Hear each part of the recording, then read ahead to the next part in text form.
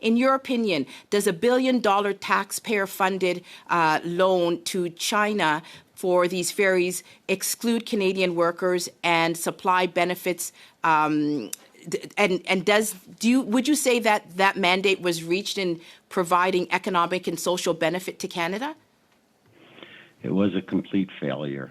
Here we have a Chinese company getting Canadian taxpayers' dollars using Chinese steel as opposed to Canadian steel. Yeah, it's just outrageous. I want to ask you now the same question that I asked the CEO of BC Ferries, which you struggled to answer. Do you think that the state-owned shipyards in China follow the same level of safety, labor, and environmental standards as the shipyards here in Canada do?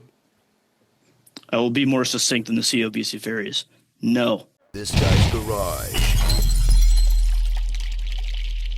Like and subscribe. The committee is resuming its study of the Canada Infrastructure Bank's loan for new vessels for British Columbia's Ferry Services Incorporated. Thank you. Thank you for being here, Mr. Warren. My first question is directed to you. In Nanticoke, which is a town just a few minutes away from where I live, there's a steel mill company called Stilco that employs thousands of workers and drives our local economy. These are the same workers that are suffering and battling unjustified U.S. tariffs. Now with the $1 billion taxpayer-funded ferry contract being handed to a Chinese state yard, it feels like a slap in the face from the Liberal Party. So, Mr. Warren, could the Canadian steel producers like Stilco have supplied the steel required for these ferries if these ferries had been built in Canada? There's definitely steel producers in Canada that can produce it.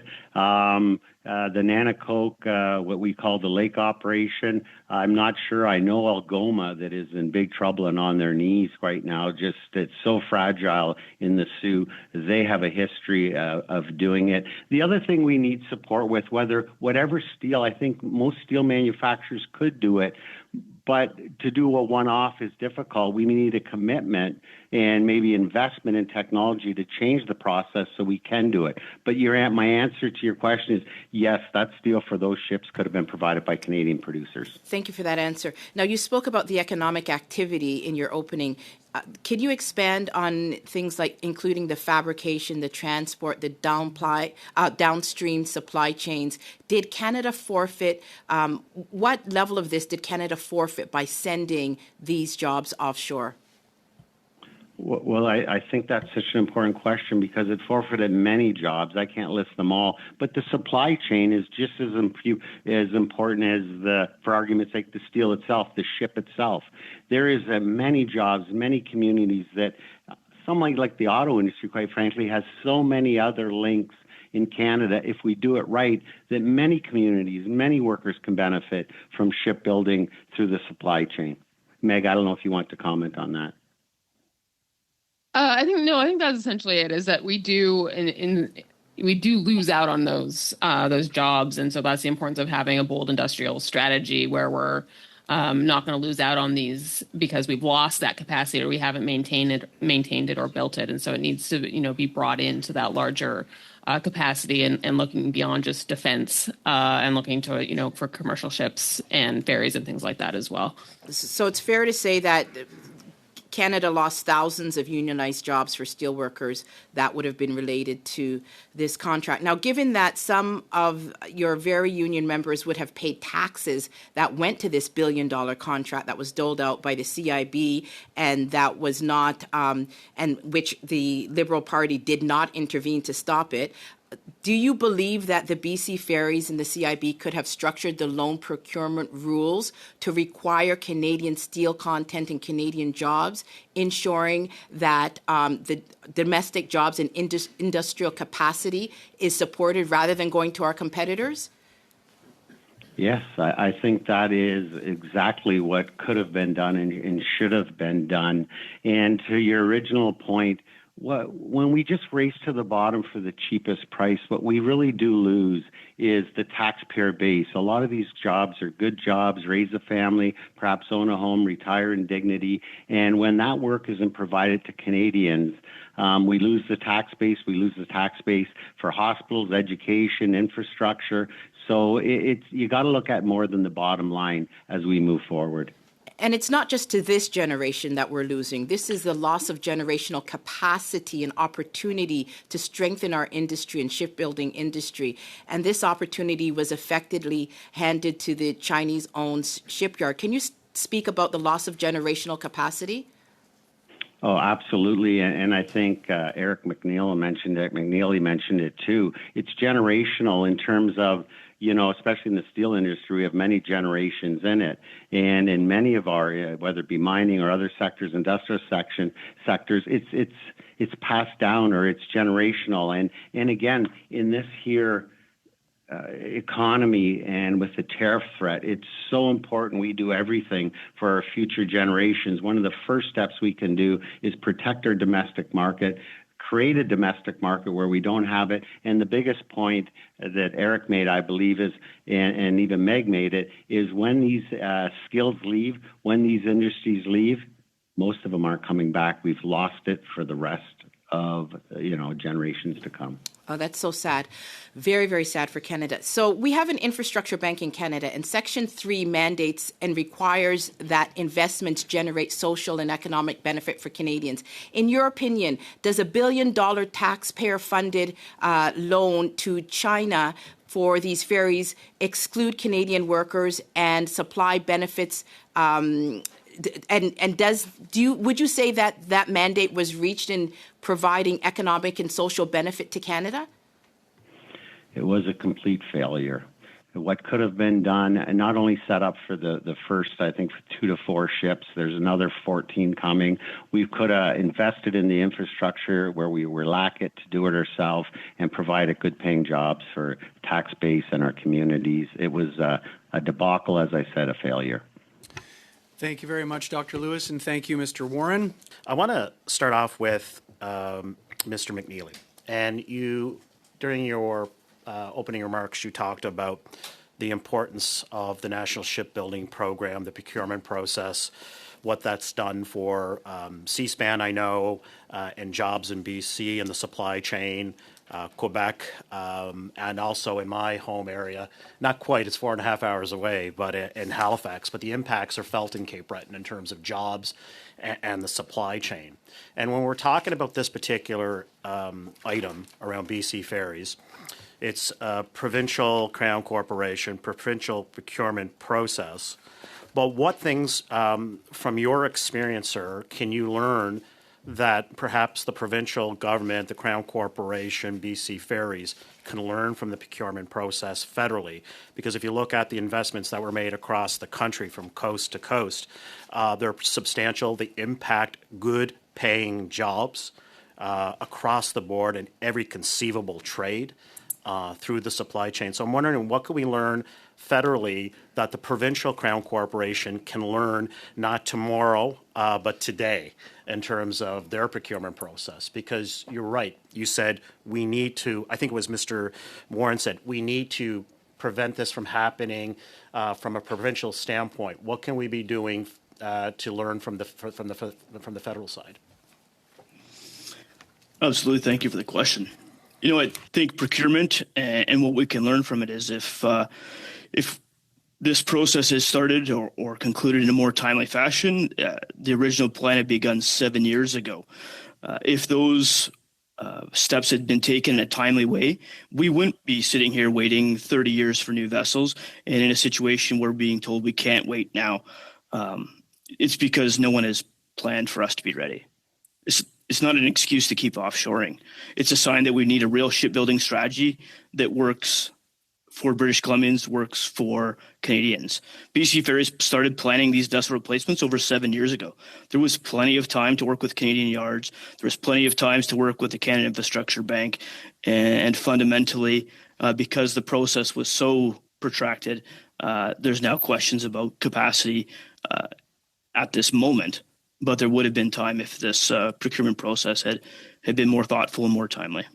On the provincial side, because when we look at the anatomy of this issue, what it is predominantly BC Ferries. They're planning, perhaps, but what can we be doing in terms of protecting steel workers and not just federal, but also provincial? Yeah, good question. Thank you. I just so you understand, or folks there understand that the steel industry, a nation without a steel industry is I'm not sure we can call it a nation, quite frankly. But just so you're aware, and this is how important this kind of stuff is, and procurement is. Right now, we're being shut out of the U.S. market. Basically, or a lot of our product, 65% of it used to go down there, and we're being shut out. And we only have access right now to 35% of the domestic market because of the foreign steel that's being shipped into Canada. So how do we do this? How do we support it? First of all, we have to take action and bigger quotas and more quotas to support industries that are being under attack, where they can't get a footing in the domestic market. But most importantly, to your question, the same federal procurement that we're excited about, that we like, we have to drill that down. We have to do a good job with our provincial leaders and make sure as well that they're doing procurement in the provinces. Thank you, Mr. Warren. How much time do I have? That's all, Mr. Kellaway. I assume red was not a good sign. Red was not a good sign. Okay. And let me just note up front that the Canadian Infrastructure Bank approval of the loan on March 5th, 2005, took place at a time when we already had the looming threat of tariffs on Canadian steel. That was evident already at that time. And yet, yet this went ahead, and really the government was not straight with Canadians about the process and the timeline for which that happened, and it really didn't come to light till June. And so, the question really should be asked of what can all levels of government do? Yes, this was a provincial procurement, but there's a role, and I think that's being fleshed out here in the testimony, for a Canadian industrial strategy. And, so that is something the federal government has a direct role in. I would note that in September, the early part of September, there was a summit in Hamilton. Being a Hamilton area MP and having been to Stelco many times, this summit was at Dofasco, and it was entitled "Made in Canada: Ferries and Rail Summit." I mean, how ironic that would be the title of a summit taking place after $1 billion in taxpayer funds were subsidizing the construction of ferries in China. May I ask the United Steelworkers, were you invited to that summit? Yes, we were invited, and I did attend virtually. And that's another example where federal and provincial governments, through consultation, to bring industries together to talk about big projects, to talk about how they may have to invest or do change their process a little bit, to be involved.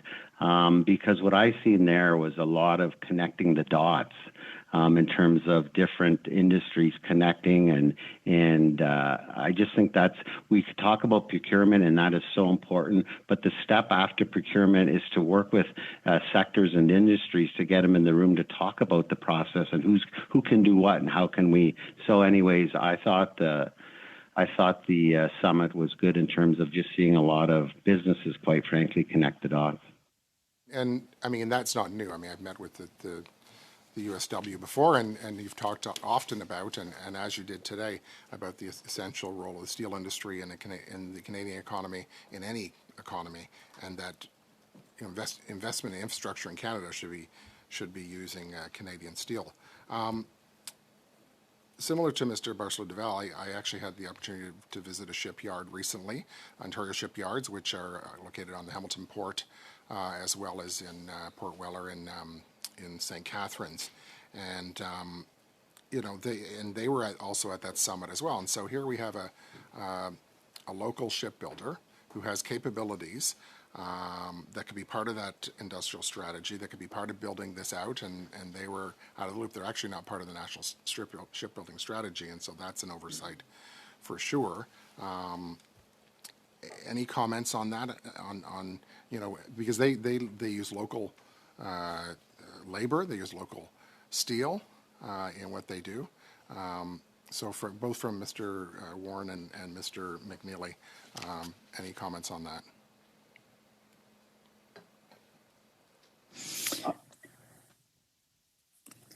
Sure, thank you.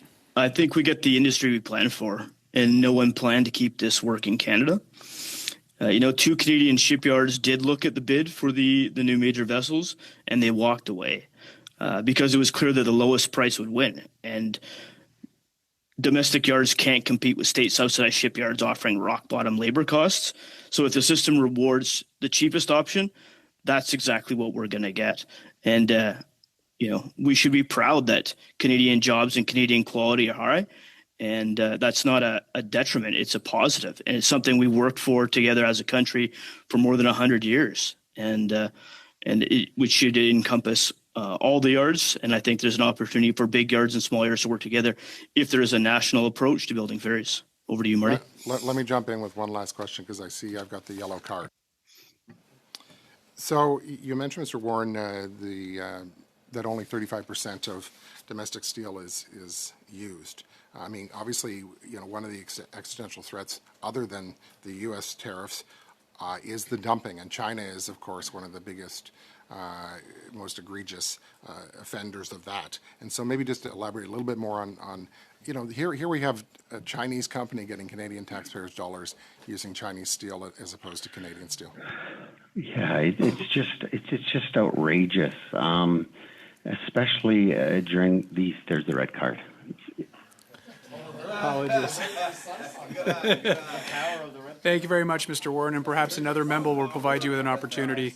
Some members of this committee have called for the Canada Infrastructure Bank to reverse the loan that was offered to BC Ferries to support this procurement. This is something which has been discussed already by other witnesses, and I'm sure we'll revisit again. But from your perspective and that of your members, can you speak to what impact the cancellation of the existing contract would have on your members and on BC Ferries' capacity to meet its customers' needs in the medium term? Sure. So I think what I hear from my members is that we want to see public money not being sent overseas when it could help rebuild the Canadian industry. And if this was really about urgency, BC Ferries would have acted when this process began in 2017. So our ask again is simple. It's if taxpayers are paying for it, the benefits should stay here. Good jobs, technical skills, and local supply chains will deliver parts quickly and more effectively.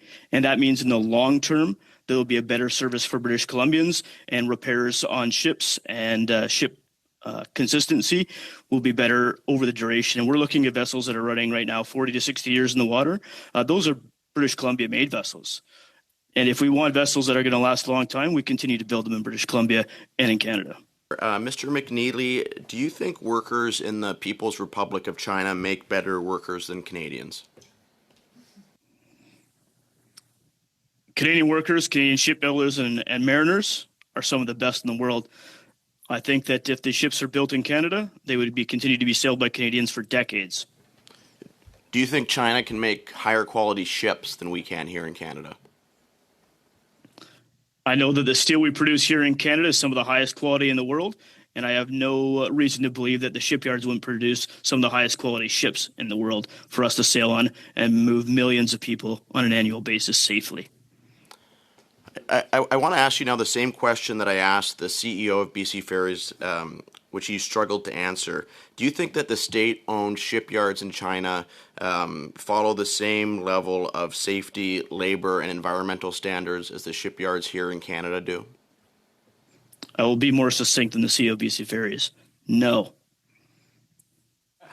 So to follow up on that, why do you think at the end of the day this contract was awarded to a state-owned shipyard in China and not one here in Canada? What was the so-called competitive advantage that in your opinion, the shipyard in China had? Yeah, the competitive advantage that shipyard has is twofold. One, they've had a country that's been investing in their domestic ship capacity through a hybrid civil-military process, meaning that shipyard is funded and the work there is done at a cut rate because their government invests in it, and also their steel is heavily subsidized. That makes it more challenging on a cost basis, and I think that in Canada we pay a bit more for what we get, but the quality we get is much higher and will last forever, and it's something we can be proud of. We're looking at potential knock-on impacts to the industry in British Columbia and Canada if you build large vessels here of billions of dollars. Now we're looking at hundreds of millions of dollars over the lifetime of vessel just for the repair and refit. That's the scraps, not the pie. I know C-SPAN mentioned that they would have liked to build the ships here, but that they couldn't compete with the state-owned shipyard in China, who were, I believe, paying their workers about 7 times less. Is it essentially the case, in your view, that we are offshoring these critical shipbuilding jobs to an adversarial regime because they're willing to pay their workers less and have them work in harsher conditions? We've been offshoring shipbuilding for decades, unfortunately, through BC Ferries and others. And we could have started building smaller vessels, medium, minor, intermediates, and then build towards large vessels. Over the last 20 years, that hasn't occurred. And now we're at an inflection point where I think the decision to go with a Chinese shipbuilder has highlighted that failure of leadership and that failure of long-term planning. Can you detail what are the main priorities that your union fights for your members? Is it higher wages, better working conditions, these kinds of things over the past years and decades? Yeah, so through the 70s into now, we've been fighting for better working conditions, safe working conditions, a reasonable sense of quality in life. And we're proud of the work we've done. There's still lots of work to do. I'm in bargaining later today, and that's a process that continues on an ongoing basis. But we have progressed our membership and people around the coast and around Canada in a way that we don't necessarily see in the People's Republic of China.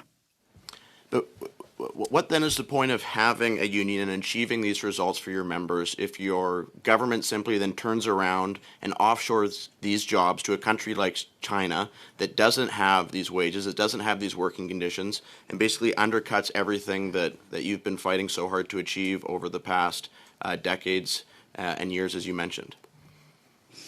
Well, I think that's the key point here is we need to push for stronger federal rules to keep public investments supporting Canadian jobs. We need to get the federal government to expand the national shipbuilding strategy to include ferries, because we need to spend Canadian tax dollars on Canadians and not offshore, because every time we offshore that money, we're not saving it, we're burning it in someone else's economy. And one last question for you. Do you think that it's fair that at a time China is hitting our farmers and seafood harvesters with tariffs as high as 100%. We are allowing these ships to be built in a state-owned shipyard of that very same country and then being able to enter this country tariff-free? Do I think it's fair? No. We're giving public money to public infrastructure, and it's leaving the country before a single welding torch is sparked. So some of the measures and investments that we are doing that are about reskilling, as well as some changes federally for new federal procurement rules that will require us to have steel used in federally funded infrastructure. Are these the kinds of measures that you think will help have a more important made in Canada, buy in Canada, support Canadian approach? Meg, did you want to comment?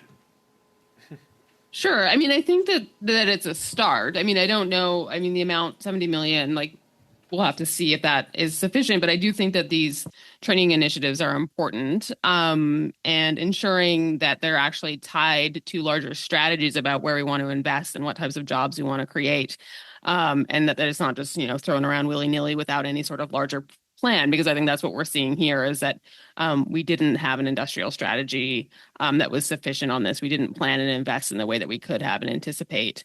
And then there's all sorts of, even in terms of the infrastructure bank not having, conditions tied to it that are meaningful in any way to ensure that money that goes from them actually leads to the creation of local jobs and sourcing local materials. And so it just points to this larger, as we've heard from Marty and from Brother McNeely today, that it's this long-term failure of any sort of strategy and coordination, and the federal government really can play that role in sort of coordinating, investing, and determining where the money needs to go as part of a larger strategy.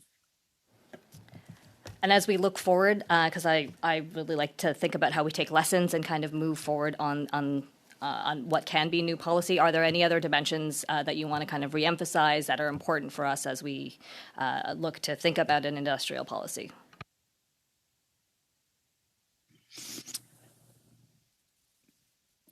I think when we're looking at industrial policy, we need to look at the whole ecosystem that occurs. So the life cycle, whether it's building a vessel, operating a vessel, or recycling vessels, there's a real shortfall of that full life cycle thought in Canada.